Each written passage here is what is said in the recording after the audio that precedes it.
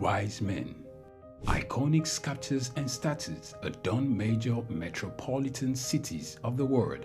In Lagos, Nigeria, the statue of three men designed to depict Ushudende in 1991 and standing over 12 feet high, referred to as Agba Meta or Aro Meta, the three.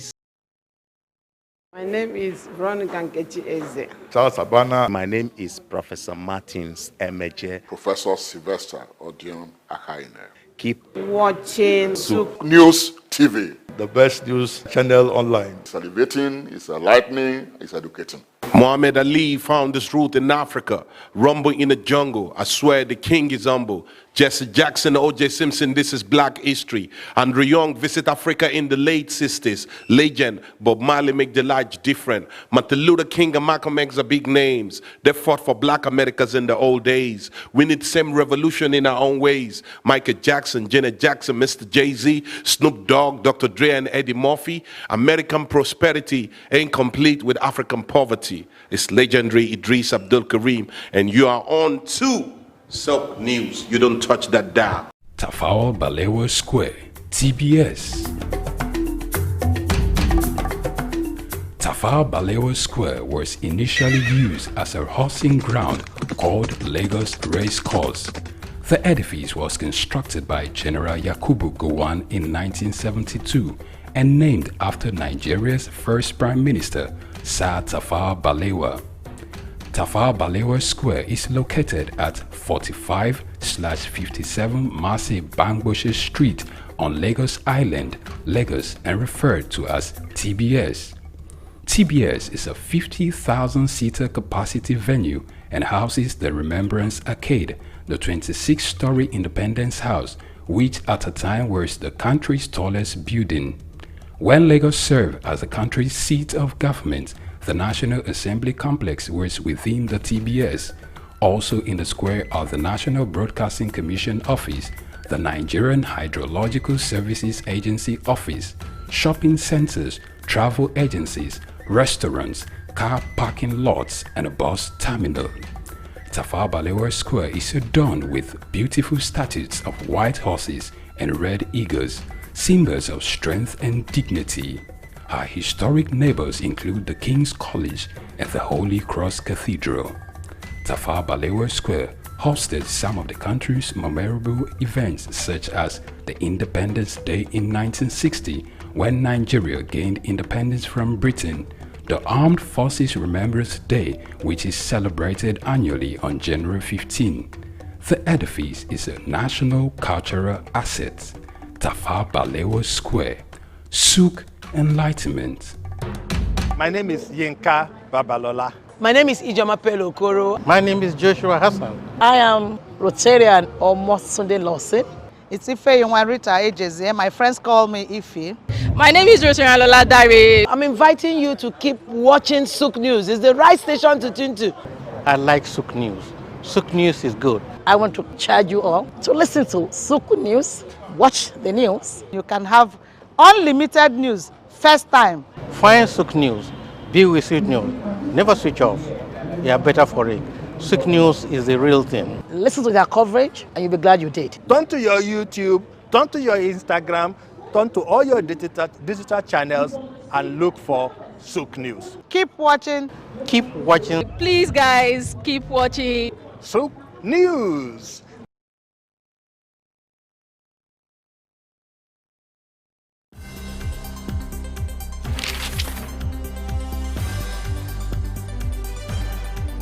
The challenge of governance is to see how we can leverage what is on the ground and convert this to wealth for the people. Russia, China are gaining entry into Africa, and it would appear that some Western countries are losing out. You're working as an expatriate worker, then you're paid in your currency. But then if you must spend those money, you need to convert those money to the local currency to spend. For Social Security to work, we need to know exactly how many we are. We don't have a precise number. We need to know exact location of people. When we address this exchange rate volatility, we will see definitely cost of goods and services will come down. From a security point of view, we should employ the technology to ensure that we can track individuals and goods within the continent. This is Early Exchange with Femi Ayodele. You know, the Early Exchange is all about shaping policy and advancing development with our conversation. Today, we're set to give you the best of programming. And Blessing Aiche. We do hope that you enjoy every time you spend with us here today. The world needs peace. The world needs to come to a round table and find solutions to the pockets of troubles.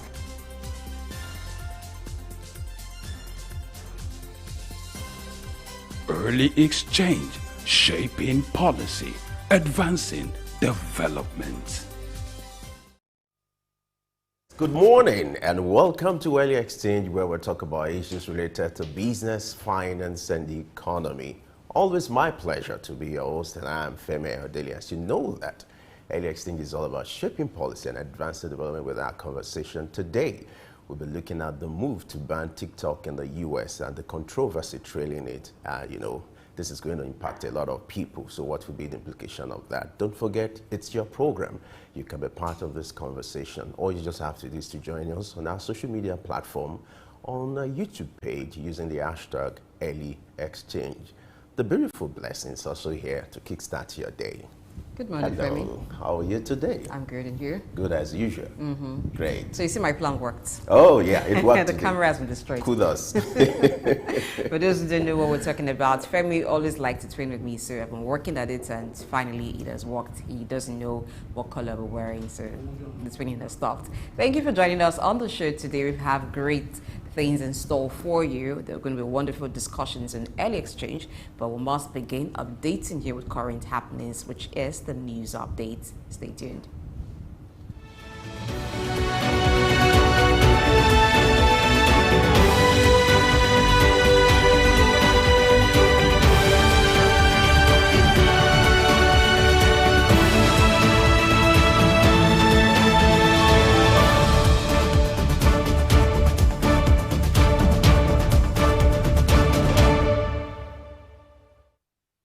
Good morning, Femi and Blessing, and top of the morning to you, and welcome to News Update on Souk News.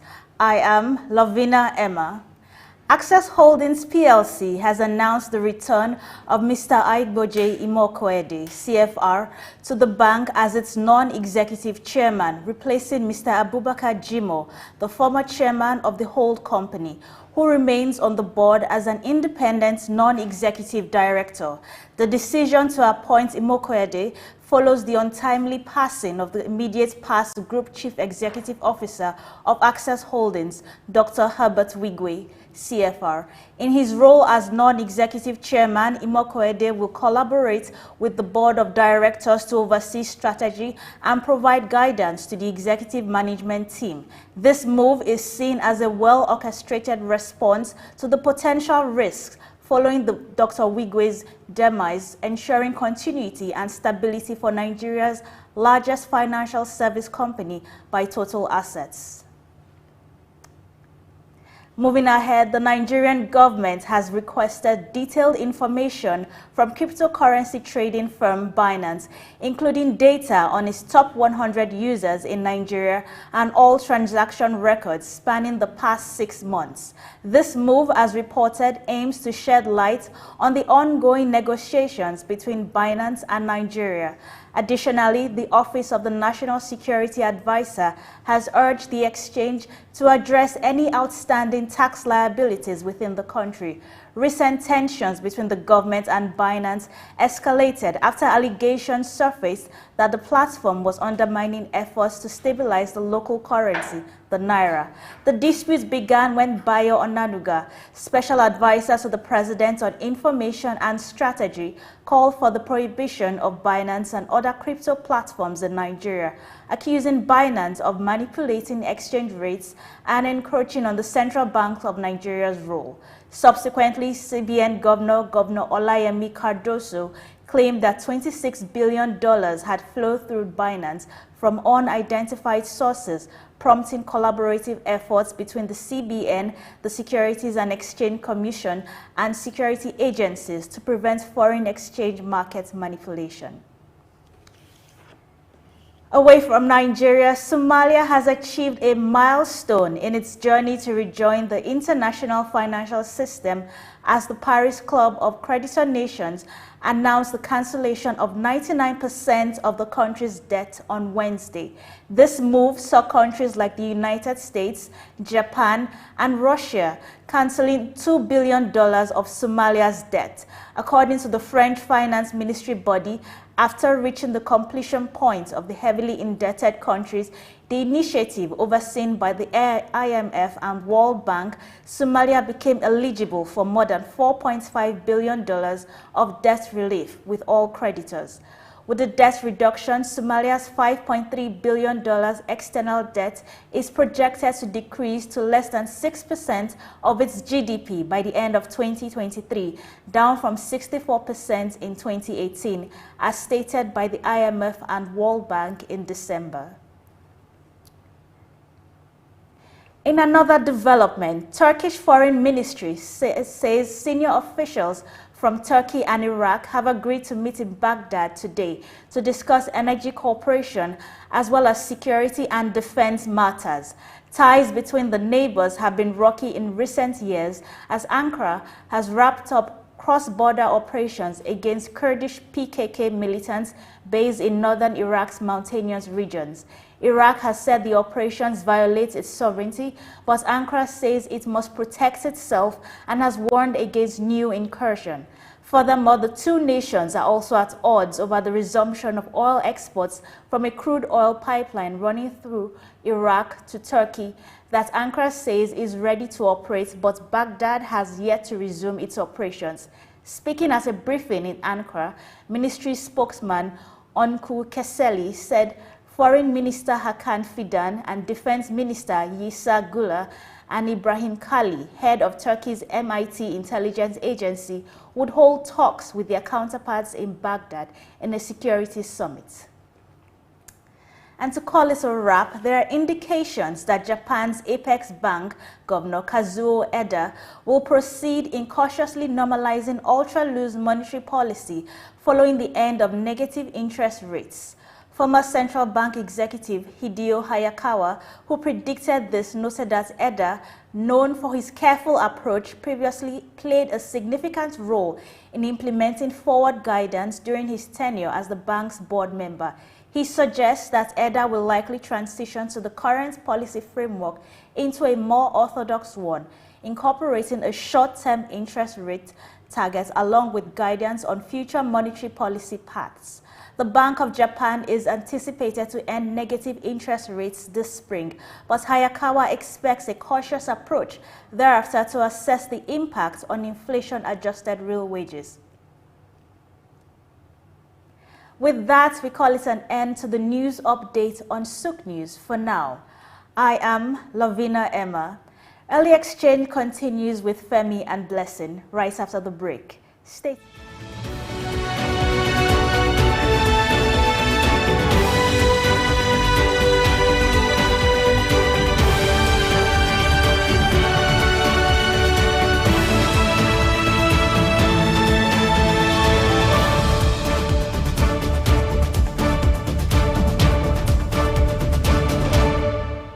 I'm okay. My name is Raymond Bola Brown. Hi, my name is Fred Amata, and you are on to Souk News. If you are watching this channel for the first time, make sure you continue to watch it because this is Souk News. Shout out to Souk News. Actually, I don't know. I really enjoyed the little moment I spent with you, and I think with more of this. Souk News. Here's the Souk News who had the courage to transcend a locked off camera and actually have a conversation with a human being. It's a pleasure, Souk News. Thank you very much.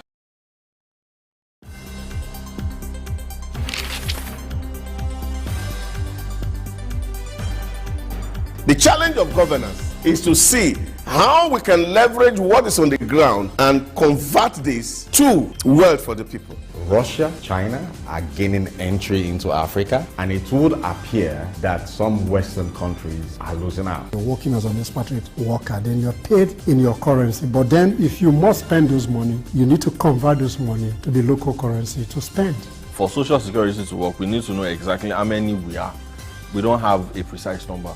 We need to know exact location of people. When we address this exchange rate volatility, we will see definitely cost of goods and services will come down. From a security point of view, we should employ the technology to ensure that we can track individuals and goods within the continent. This is Early Exchange with Femi Ayodele. You know, the Early Exchange is all about shaping policy and advancing development. With our conversation today, we're set to give you the best of programming. And Blessing Aiche. We do hope that you enjoy every time you spend with us here today. The world needs peace. The world needs to come to a round table and find solutions to the pockets of troubles.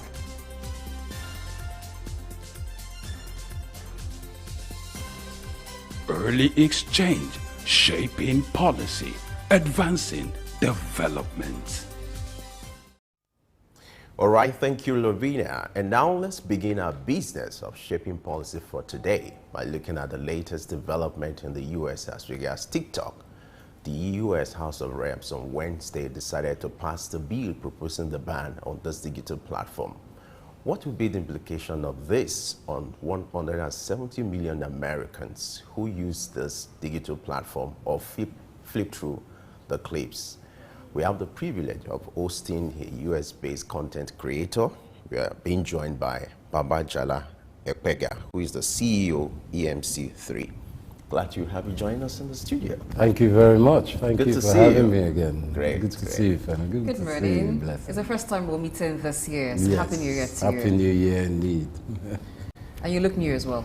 I'm looking fresh somehow. Thank you. I see the year has been kind to you. I mean, thank God. Thank God it has indeed. That's great. Thank you for having me. Great. So let's look at this development in the US as regards TikTok, you know, the digital platform. It's been on for months. You know, the proposed ban has been generating mixed reactions. There are some who support it, some who oppose it. But let's start with you. What do you make of this development, and why is this coming to the front burner? I think we really have to look at this on many layers. It's a geometrical move. Firstly, on the federal level with the US government, it's a trade war. Let's not mince our words, between USA and China. Also, this being the election year of many countries, I think they're saying over 4 billion of the world, which is over half the world, have a potential to be voting this year. And as we know, the US actual presidential election is hotly contested between President Biden and Mr. Trump now, or ex-President Trump. So there are sensitivities within TikTok, which they know have national security implications. Because as we all know, the AI is surging. Whether you use ChatGPT or all other forms of AI platforms, artificial intelligence, that is. So there are algorithms within TikTok that can be used to manipulate perception in election year. So what America is scared about, and Biden specifically is scared about, that there may be some Chinese influences. I think the company is ByteDance that owns TikTok. Yeah. And it's a correct company. I think it only started like in 2016, in some bedroom in Beijing. But you know, it's exploded. It's bigger than Twitter, X, whichever way you want to call it, Facebook, all these American companies that are hotly contested. As you said, there are over 170 million people in America use it. Their time on there is like 52 minutes a day. But the influence it has on the people's perception is huge as a political statement. But let's talk microfinance or microeconomics. Small businesses use it to make money. Let's not lie. Influencers are very huge on this, and TikTok is very much a money-generating platform for a lot of Americans. So there's a bit of a balance that needs to be taken. As you said, the House of Rep are going through the bill. They've actually had the bill, and now it's the House of Senate that has to ratify it for it to go through, and the President wants to sign it off. So it's a trade war, and we've seen how those things don't end up very well for everyone. Being a trade war, but it's not actually, the US Congress is not actually asking that or putting a ban on TikTok. Yeah, it's more like asking them to sell, ByteDance to sell to maybe an American company. Would you think that if an American company buys TikTok, for instance, the issue of it being national security will be laid to rest and TikTok will be free to operate in the US? That's a very good statement, I think, Blessing, because the importance that you distinguished is, as you said, they're not saying they want to ban it, even though that's an option. They're saying someone else should buy it. But that in itself is a trade war, because they know that, as you said, if it's ring-fenced with an American company running TikTok in America, they feel safer. But also it gives the competition more chance to get into that market. And I think that's also what America is looking at. And of course it will maybe be safer instead of being a Chinese company where the Chinese, political arm can pull in information on the Americans. But I think it's deeper than that. The color is green, to be honest. And I think America's making a power play because they can. And they will, because Biden's already said in his federal, in the political side, the civil servants, TikTok has been banned. So yeah, I think it will do a better job. But to have 6 months to sell it, I don't think that's plausible. All right, let's go to the time frame given to the TikTok to cut its tie with its parent, which is 6 months. How visible, how visible is that? And what might likely be some of the unforeseen controversies that may trail this if this eventually happens? I think 6 months is very tight to sell such a company, even though, of course, there are lots of individual investors as well as companies in America that were vying for this. It's such a huge, is it 230 billion market capitalization for TikTok or something quite huge in that? Please don't quote me on that. But to sell a company of that magnitude in 6 months is an accounting nightmare. I work in finance as well. As you say, I have content creation in US as well as in Europe and here in Nigeria. To actually homogenize a company into selling it in that short time is a real Herculean feat. But America is America, so maybe it's possible. All right, there have been revolts by the users against the bill, which is about to be passed. We don't know what Senate would come up with, but the reps complained they were receiving calls, even from children who were users of TikTok, revolting against this move. Do you think it's enough pressure to make the Senate go against what the Congress has done?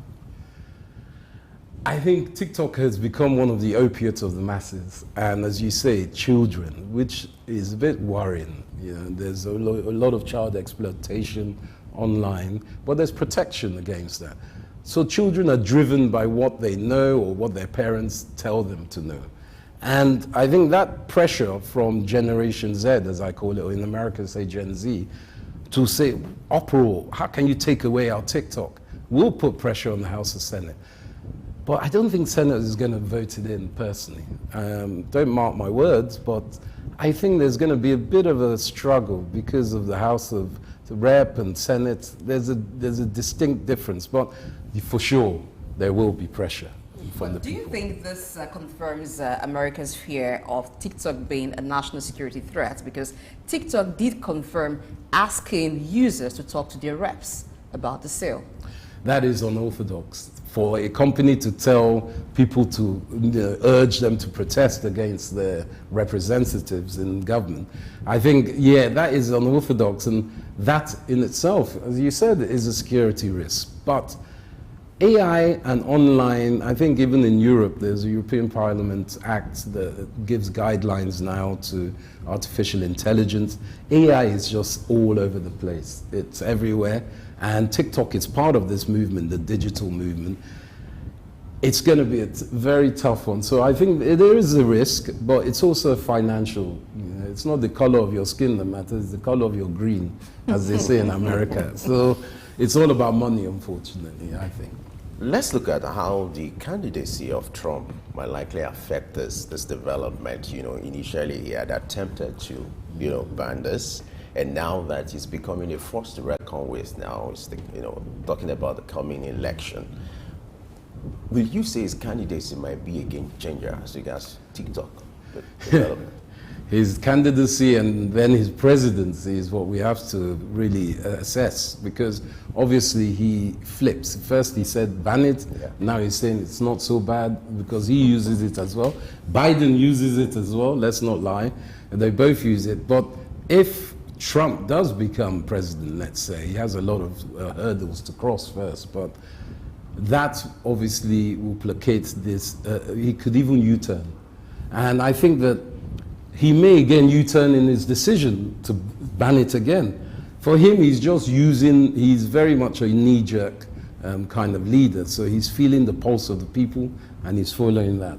But it's a much deeper question, it's an existential question for us as human beings. How much are these social media, online, AI platforms controlling our lives? And we're seeing a battle here. I think it's bigger than even that. So for the US and America, they've had trade war for a long time. Even when Trump was president, that did seem to intensify. And going forward, America actually making it sound like this is our enemy, because they refer to China as their foremost adversary. Do you think it is taking this too far? America always takes things far. That's how we've known the last, let's say, 70, 80 years. America's been full frontal, even though 100 years from the First World War, European War. So for them, there's a link to Taiwan, you know, the semiconductors, there's a link to trade war in Europe, there's trade war in Africa even, but specifically, as you say, in China, taking it too far, they always chance countries, and that's what they're doing. And politically, they have to be seen to be doing something, because I feel they like their people to focus on one specific angst or challenge or adversary, and China has been that. So I don't think they're too far gone, to be honest, because China too has its own misgivings, but so does America. There's no one, as in the Bible said, let he, you know, with no sin cast the first stone. It plays both ways. So I think they have to do something, and there will be a happy medium. I think they will meet somewhere in between the two. Let's look at this statement credited to the authority in Beijing, saying that if this happens, that means TikTok has to cut its tie with its parent company. According to the statement, I want to quote correctly, it says it will come back to bite US. How do you react to that? It's funny, their choice of word, bite, as in bite dance, Yeah. you know, but it's a play on words in itself. I think there is a trade, there is a trade. There might likely be a consequence. There will be. And I think they're talking internally, because people will protest inside America, because they use it, influencers, that's how they make their jara, their chop, and their money even safe, you know, day to day. From the young, you know, influencer to the housewife to the husband, everyone does something. So I do believe there will be huge financial repercussions to something like this if it's banned, and let's say they don't find another company to buy it. That is going to be a problem. But China talks very quietly, but has a large impact. And I think that will play a part, because remember, even on your iPhone or even on the Android, a lot of apps of similarity are made in China. So why TikTok alone? If you're really going for it, why not ban them all? So where does it stop? And I think that's what China's implication is. You're going for TikTok now, what about the others? If you go for TikTok now, what will happen to the others? So they're saying take time, because if you start the dam and you break the bricks, the water will flow, and that's their vision within this, I think. Talking about reciprocity now, do you foresee China making some retaliatory policies regarding the operations of American companies in China? I think it is quite punitive already in China, and America is kind of counter-gauging what's happening in China, the restrictions on laws and ownerships for American companies or non-Chinese companies. So I believe they will put that even more. It's a tit-for-tat kind of strategy, isn't it? And you know, even this year you're seeing there's a lot of undercurrents going on, like cookies. I think are coming off Chrome or Google this year. So even with Facebook and Instagram, all these kind of AI platforms, their software capabilities are changing. So there is a digital war going on. And I think you're right, American companies will be hit in China. But the consequence, China needs America more, so they won't be as aggressive, I don't think. Now, do you think this drama playing out might likely affect the followership of the digital platform TikTok? And then do you see, this development being like an eye-opening for other nations, so European nations, even Africa, to also look at the potential threat that could be, created by TikTok? I think there is that, but the capacity for other countries to corral or to manipulate such a large company as TikTok may not be there. In Africa, we have other problems, as we all know, but America, this is a focus, it's a big business focus. Corporate America wants this to happen. They're lobbying aggressively, the rep, and then Senate as well. The people who, as they say, when elephants fight, it's the grass that suffers. And the people will just follow through. But in a strange inverse geometric way, I think that the more they push TikTok out, the more followers they'll get. And that algorithm seems to work. It's worked with Trump. The more he gets put in court, the more people love him. America is the dichotomy of human beings at the moment. The more someone is aggressive towards what they see as a little man, the more people want to help. And I think TikTok will have that surge of followers again. I think, how many is it? It's up to 5 billion users. And the world is 8 billion. America, obviously, with TikTok, TikTok is only about 1 billion or whatever, but 5 billion people are online, internet. So that's almost 20-25%, something like that. So it's already large, but the more people hear about this, the more they'll be like, this TikTok. So how does Europe fight that? How does UK fight that? How does Nigeria, Angola? It's too big a problem. What is it about TikTok that is making it making users want to go there, see what it's like, and begin to use it, even children, because they seem to be very well liked by children, to the extent that children would call their reps in the US and ask that they do not push for the sale of TikTok. And again, what is it about TikTok that doesn't seem right? We have other social media apps and other social media platforms. Facebook has been there for a long time.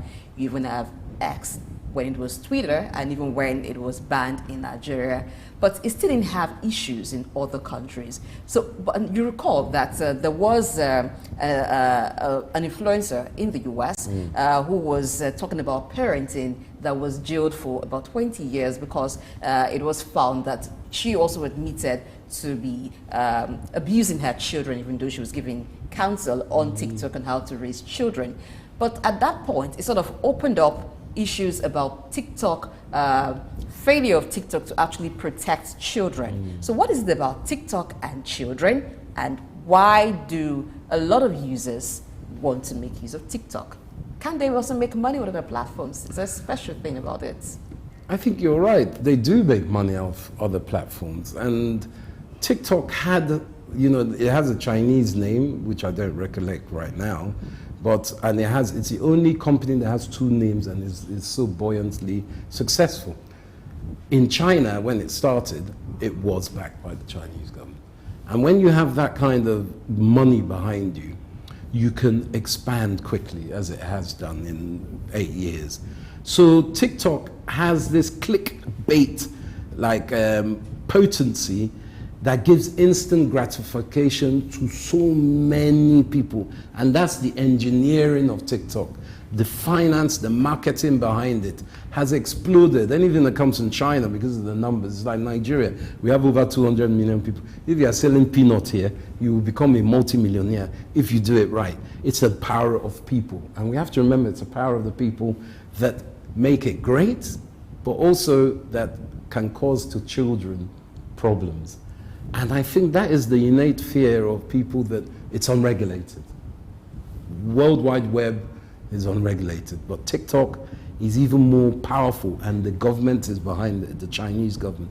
So that makes America fear, because that means you're getting into their children's mind. And there is a certain aspect of TikTok that makes you feel it's my world, it's me that's doing it, it's all controlled by me. I am unique, but it's not unique. It's uniquely mass. So they play that very well. And the others you mentioned, Facebook, Twitter, they're American. So there's a big difference, and that's the distinction. I think the Chinese, the algorithms, it works very well, the bite dance towards children, the clickbait, instant gratification. All my friends will see me, and it's kind of cool. Great. Let's wrap up with this. The bill has passed the U.S. House of Reps. It's heading to Senate. And you have a president who is eager to sign. He has said it openly that as soon as he has the bill, he's ready to sign. What do you foresee playing out? Wow, if I had my crystal ball on me here now. Like to look into it. Yes, you know, to give clarity of the moment. But I feel that it's a big statement, but I think in Senate it might not pass. And I know everyone, the momentum's building, there's a lot of media behind it, there's a lot, but it's going to take longer. Everything takes longer than you believe. It might not get the votes it needs in the Senate, and they get pushed back. And during the election time, the Biden will urge, because there's an election coming, and it has political inferences, especially now. So I think there will be a stalemate. I know I'm not sitting on one side or the other, but I don't think it will progress past this, because it's a human right issue, an authoritarian issue. If the government can go for a private company like this, why can't they go for everyone like this? And that's how Senate thinks. They've got to think of it, not human right, but a business right. How can they come and, we're not a dictatorship, how can they come and shut down one company when there are many companies doing the same, even though TikTok, of course, has a large part of the market.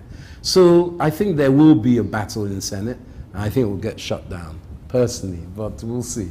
But at the end of the day, if it doesn't get shut down, the move for the sale doesn't work out, and maybe an outright ban also doesn't work out. But do you think this would be the beginning of lawsuits against TikTok regarding its operations, particularly policies around child users? I think that's very hard to put your finger on, because in the law, legally, it may not be the instrument you use that you actually commit to court, it's the individual.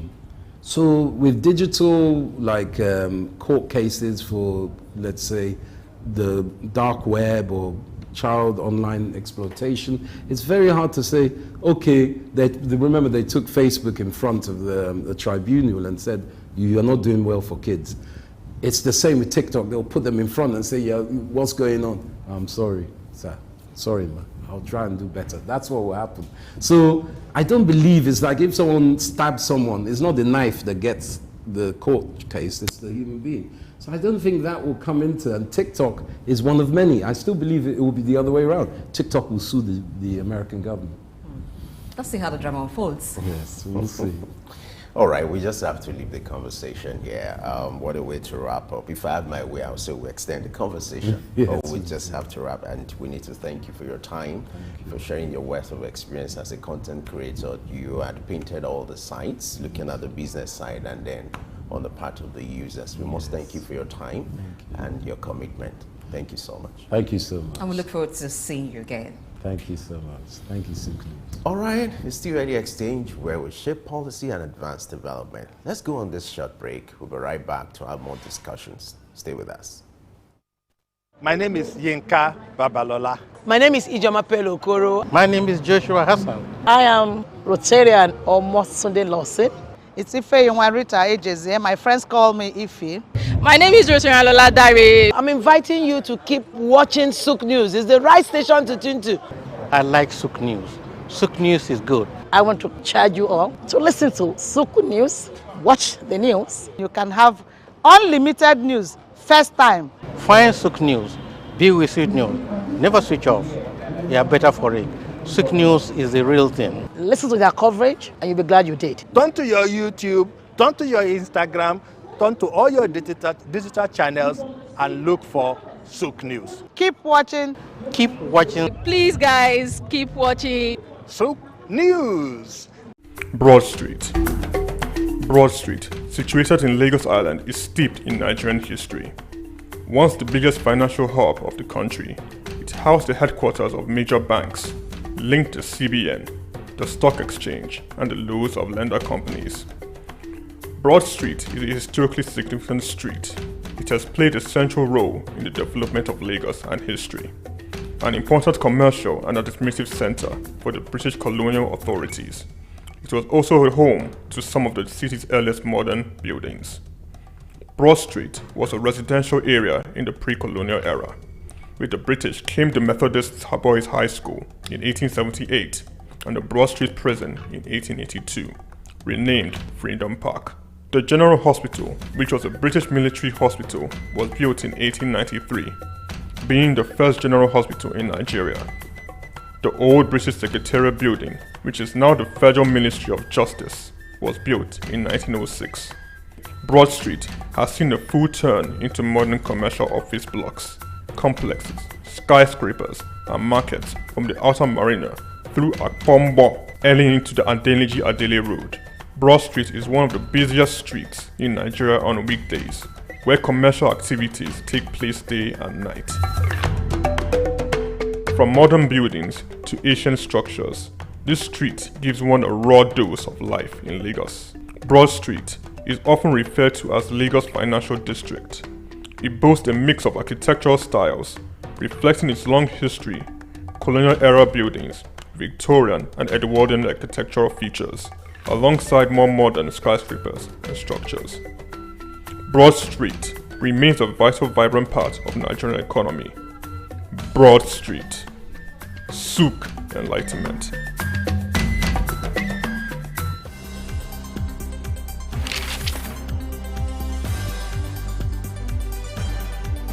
The challenge of governance is to see how we can leverage what is on the ground and convert this to wealth for the people. Russia, China are gaining entry into Africa, and it would appear that some Western countries are losing out. You're working as an expatriate worker, then you're paid in your currency. But then if you must spend those money, you need to convert those money to the local currency to spend. For Social Security to work, we need to know exactly how many we are. We don't have a precise number. We need to know exact location of people. When we address this exchange rate volatility, we will see definitely cost of goods and services will come down. From a security point of view, we should employ the technology to ensure that we can track individuals and goods within the continent. This is Early Exchange with Femi Ayodele. You know, the Early Exchange is all about shaping policy and advancing development. With our conversation today, we're set to give you the best of programming. And Blessing Aiche. We do hope that you enjoy every time you spend with us here today. The world needs peace. The world needs to come to a round table and find solutions to the pockets of troubles.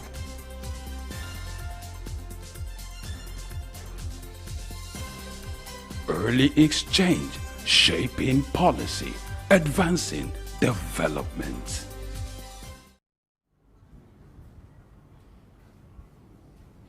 Thanks for staying tuned to Early Exchange. It's still the show, and we have more insightful, more exciting conversation. Well, you just need to sit tight because, like I said, it's really good to get more excited. We have Oluseyi Akindele with us this morning, who is a tech expert and is also an IT analyst. So he's going to be looking at some issues. It seems like this is the day where we talk about security risk across different platforms, whether it's social media platform or is an internet platform. But America, the US, seem to be at the center of it all. What's going on? Let's talk to Seyi. Good morning and welcome to the show. Good morning. Thank you for having me. Good morning. Glad to have you join us. Thank you very much. I'm happy So before we went on a break, we're looking at the US moving for a forced sale of TikTok But now it's about Microsoft saying that Russian hackers who they claim had hacked into its system before in January are trying again to hack into its system, access emails of senior officers of the company, and then they also say that perhaps it's because the Microsoft is mostly used by, has links a lot, mostly used by the U.S. security office and all. So what is going on with the U.S. and some form of accusations going left, right, and center about, national security risk, hacking here and there? Thank you very much for that, question. And yes, you're right. The Russian, hackers hacked into Microsoft. Not in January. That was when it was discovered. But they hacked into Microsoft systems in hack.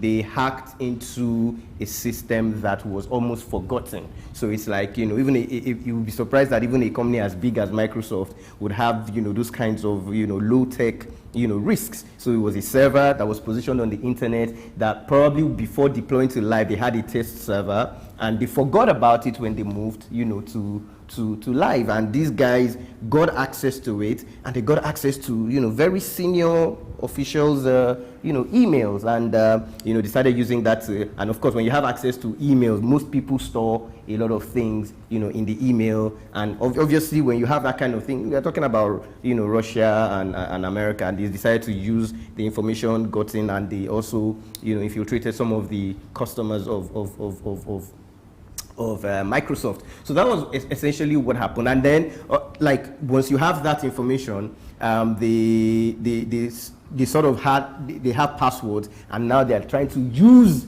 that same information to exploit further. And how were they able to access this thing? You find out that there's a new attack that they call password spraying. Now, what we're used to before is, people say, I have somebody's email, I try to guess that person's password, Now, they know that you put controls in place after like 3 or 4 logins. Like if I take your ATM card and I go to an ATM now, by the time I use 3 pins, it will lock me out. So I won't. So what they now done is the reverse of that case. What is the reverse? They now guessed a few passwords. So they now start to use those passwords to see if it will go for some username. So instead of doing guessing passwords, they were guessing usernames. So imagine somebody using password of Jesus123, and then I start using Jesus123, and now start imputing the exactly different names. I'm sure that by the time you use Jesus123 in a million usernames, you get maybe like 10 or 20. And that was essentially how those Russian hackers were able to get these passwords, and they maintained access to it. And for you to think that they were there for 2 months and unnoticed, it's like somebody entering a building like this and is there for 2 months watching what you're doing and monitoring everything you're doing. They probably have access to a lot of things that they don't, even Microsoft may not even know that they have access to, even with source codes and all that. So it's a big, and then you also have to remember that, of course, this is like election year in the US, like everybody campaigning and all that. So the more information they have, the more they're able to infiltrate. So that was essentially what happened. And in the hackers land, like I said before coming on the show, that if you do anyhow, you will see anyhow, even if you're Microsoft. That's essentially what happened. All right, let's slow down a little bit. I'm interested in getting to know, and I know some of our viewers too, are interested in getting to know how this could linger for like months, and it's difficult for Microsoft to control or manage this. In fact, as we speak, they are still battling with it, dealing with the effect. And the information is these hackers may likely expand their cyber attacks. What kind of compromise happened within Microsoft, or likely kind of breakdown of internal mechanism or happened? You see, the truth is, when you put security controls in place, you sort of tell it which aspect of your infrastructure that it should monitor. So most organizations, even including the very big ones, may not be monitoring what they think are, maybe services that are no longer in use. So most times, if you know how organizations work, before you go live to you set up a server and go live. Even let's take a normal Nigerian bank. Before they deploy live, they have test systems to say, okay, let's test it maybe from this branch, from those, to see how well, they simulate the customer experience. Now, the problem now is after the test and you now move to live, sometimes people forget to shut down that test server because, and then as you're moving to live, you have to remember that there are certain constraints, there are certain deadlines that you need to meet, and the people working on it have to, meet these deadlines. So in doing that, they forget to shut down that test server. That was the test server. They call it, it's a Microsoft 365, tenant server. That was like, they just had test accounts. Now, the fact that they are test accounts doesn't mean that, so when you're creating a test account, you may actually be using the real password, but even though it's on a test server. So that was the server that they got access to, and they were able to see emails belonging to, so maybe when they did the test had emails of very senior executives, senior, product managers and all that, and they were able to get these emails. And you see, the reason why they were not also, Microsoft was not able to trace well is if somebody has legitimate access. Remember what I said, it was password spraying. So they already had passwords, so they were not, you see, and another thing with control is, what are you monitoring? Most people monitor passwords. So if you put in wrong password 3 times, it will lock you. But they don't monitor username, which was the reverse psychology that those Russian hackers use. They know that, yes, you'll be monitoring password, but what if I guess a password and then I start to iterate on the username? So I put one password, people use password 1, 2, 3 most of the time. And I am sure that, we're talking about a Microsoft that Microsoft is in every country in the world. Whenever you buy a computer, you are using Microsoft Windows. So they know that the chances of, we're talking about billions of, of accounts. So we're talking about that. So if you're able to get even a 1% of that, you would have access. And when you have legitimate access, your monitoring system would not monitor legitimate access because it sees it as a legitimate account. So even if a Russian hacker is using, the username of a senior manager and a password, it just sees it as if it is that person connecting to it, so it doesn't monitor. And that was how those Russian hackers were able to, over time, it was when they now started moving laterally across, trying to say, okay, you want to use this account. Obviously, when you have the username and, let's say, for instance, I had your username and password to, a server here, I want to see whether that username and password can log into, the broadcast server, maybe it can log into email server, maybe, and then that's when they started noticing some things, and then they reported it on the 12th of January that, okay, we have noticed, they saw it, and then they reported it on the 12th of January. And obviously, the Russian hackers being what they are very, very smart as well. They may not use all the accounts that they have. They may just be using a few of them to say, let's test. And over time, it's like a blackmail. You have this, then we stop. Then after a while, okay, we know they have blocked this, but we still have, maybe they've used 2 accounts from senior management, but they have 3 more or 5 more. That's what they're trying to do now. They're trying to infiltrate the system, and that's what Microsoft has come out to say, look, we have seen this thing, it is happening, and obviously they are working on it as well. And obviously the Russian hackers are also smart. I am sure we are watching, what would happen eventually. I'm sure they will eventually, and this is not the first time those Russian hackers are hacking into organizations. They were the ones behind the SolarWinds, hack as well. So this is an organized, these are not just, toy boys doing things. These are really organized. It might even be coming from, like some of the reports I read, I may even be coming from the foreign intelligence of Russia to see how they can infiltrate, the entire American system. So now that Microsoft is crying out to say the hackers are at it again, does that sound like a helpless cry? Well, it's almost like calling attention to it. So if you are a Microsoft user, if you are a Microsoft customer, if you have anything to do with Microsoft, one of the things they've just said now is just change your passwords, first and foremost. Whether you're affected or not, So that call is almost as if, okay, you know what, we acknowledge this thing. And the good thing about which I think we lack in Nigeria is full disclosure.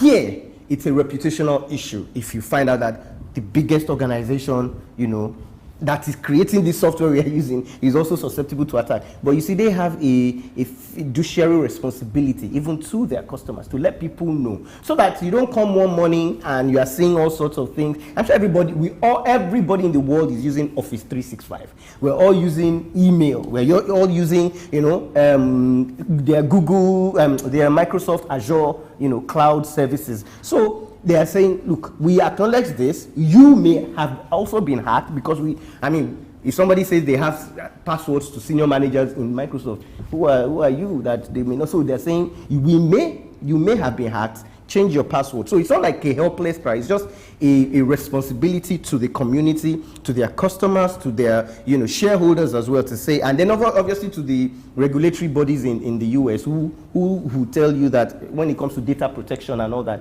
whenever you see these things, if otherwise, if they haven't reported it and was making the rounds in the Russian space, even Microsoft themselves could actually be fined. So they're making, this known. Or I'm sure they're going to, they're putting mitigation mechanisms in place to safeguard, user data. But it's just a way for them to say, look, we acknowledge this thing and we are working on it. I'm just thinking, our job is to ask questions. And sometimes when you're at the verge of asking questions, other things come to your mind. And I'm thinking, could it be a form of connivance, with an insider somehow? These things go happen, and then you discover that rather than pointing accusing fingers to people who are outside, people who are inside too are also, part of the conspiracy. Is that possible? Oh yes, it is. It is perfectly possible. In this, the economy is hard all over the world, and if you are on the internet, you find out that a lot of people are losing their jobs. A lot of people, even at the highest level, are losing, jobs that they've had for a while.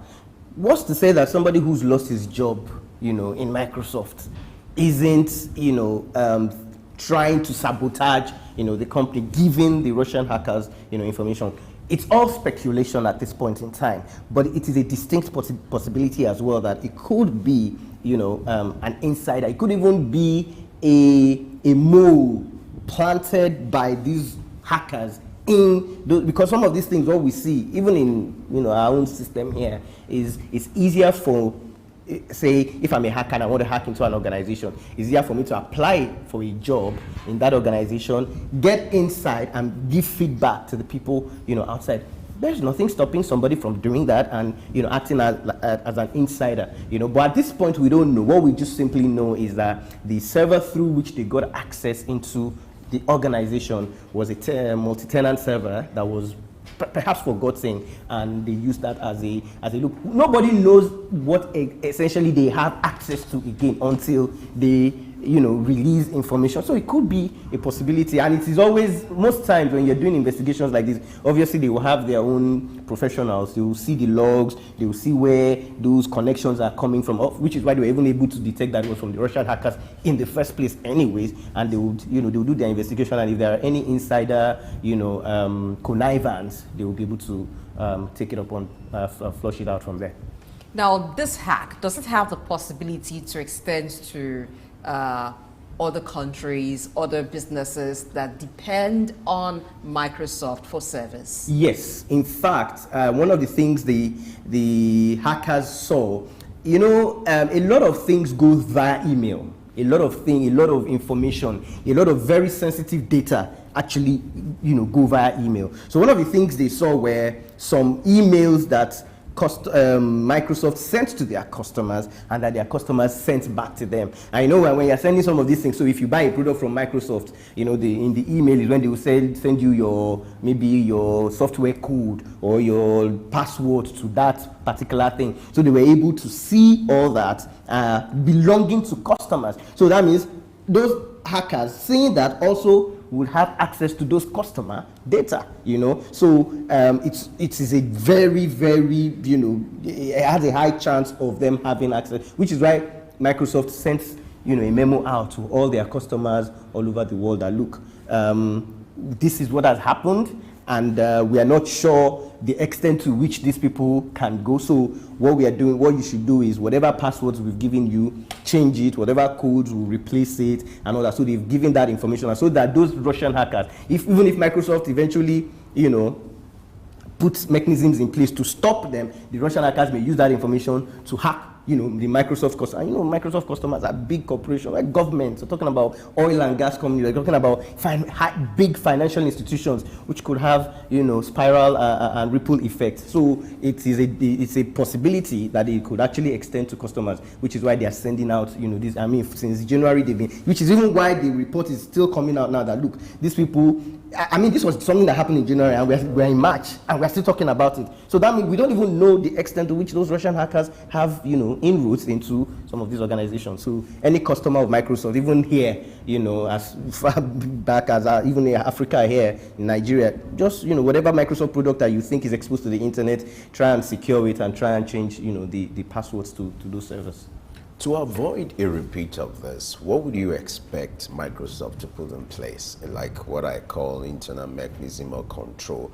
Because one would expect that a company like Microsoft will have a very organized structure where things like these or issues related to server are not taken for granted or not being challenged about it.